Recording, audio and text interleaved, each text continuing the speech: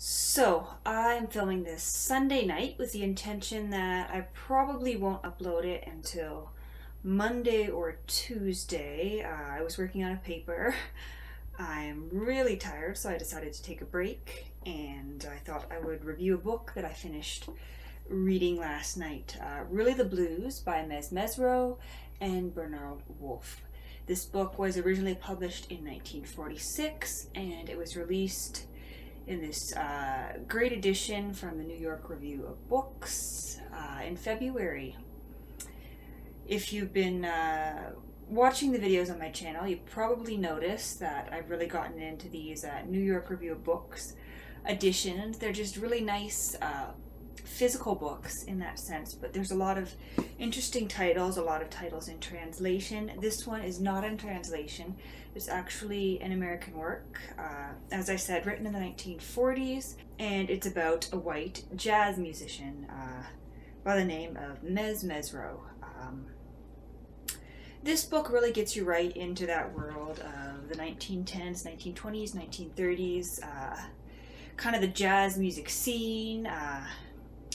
He recounts what it was like growing up in kind of a rough neighborhood where he ended up getting arrested a number of times as a young man, spent some time in jail. He was actually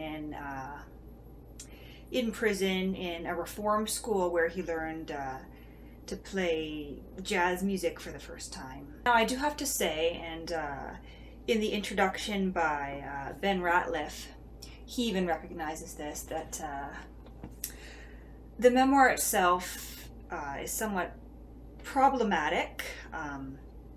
Mezzrow was a somewhat problematic character if you look at it in a certain light.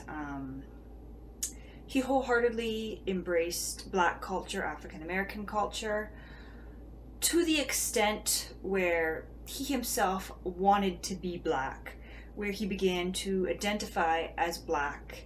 And later in life, when he ended up in prison, he told the officials that he was, in fact, to use his language, a Negro, and so he got himself put in the Black wing of the prison. And he, a number of times in this book, calls himself the link between the races. He makes sweeping generalizations about African Americans, generally positive generalizations, but still generalizations. Make of that what you will. Putting that aside, it really is a great look at jazz music. He has certain views about jazz music. He likes what he considers to be like the authentic. He seems to have quite a hatred for what he calls Dixieland jazz and a number of other kinds of jazz.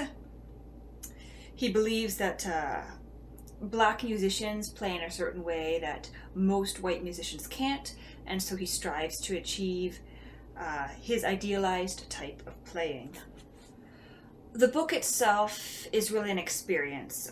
When you read it, you're experiencing the way that Mezzrow saw his life and saw this particular era in American history.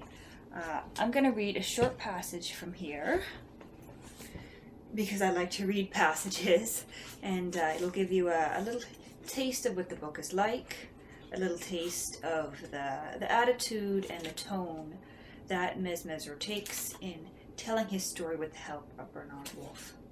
So this is fairly early on, so there's no spoilers. This is in Book 1, 1899 to 1923, on page 5.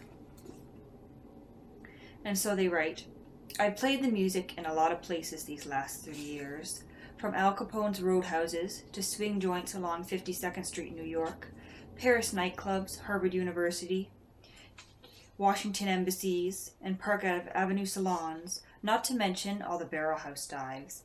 It's the same music I learned in Pontiac, the idiom's still with me. That's what I'm going to tell you about in this book. Papa, have you got any idea how a man took to jazz in the early days? Do you know how he spent years watching the droopy chicks in cat houses, listening to his cellmates moaning low behind the bars, digging the riffs and the wheels they were knocking out when he rode the rods? And then all of a sudden picked up a horn and began to tell the whole story in music? I'm going to explain about that, and about how he fought across the no man's land between the races, outing Jim Crow as he went to get where he had to go, and how it felt when he got there. I'll tell about that too, especially that. Listen hard now. This is a story that happened in the US of A. I was born on a windy night in 1899, along with the 20th century. Don't get the idea I was born a criminal. I wasn't one of these raggedy slum kids who have to use a sewer grater for a teething ring. Nothing like that. My family was as respectable as Sunday morning, loaded with doctors, lawyers, dentists, and pharmacists, and they all worked hard to make a solid citizen out of me. They almost did it too. The law didn't catch up with me until I was 16 years old. And so that's really how he begins his story. As I said, there are some problematic aspects to his story. A lot of the time you have a feeling that he's perhaps exaggerating his role in the jazz music. I forget exactly what page it was on, but there's one scene where he credits him and his friends with originating the term jam session. I kind of doubt that was how jam session originated.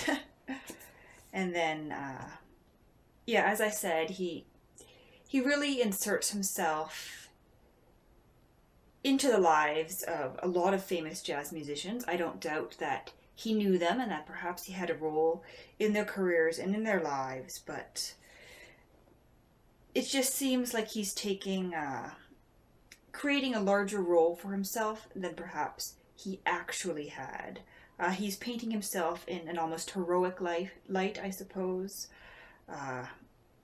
And then when you get near the end, he frames it kind of as the end of his journey, as if he's somehow achieved the black life, I'll say.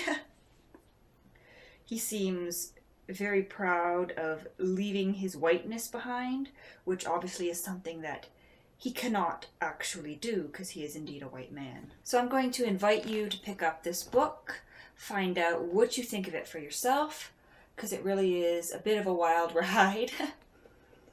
Really the Blues by Mezzrow and Bernard Wolfe.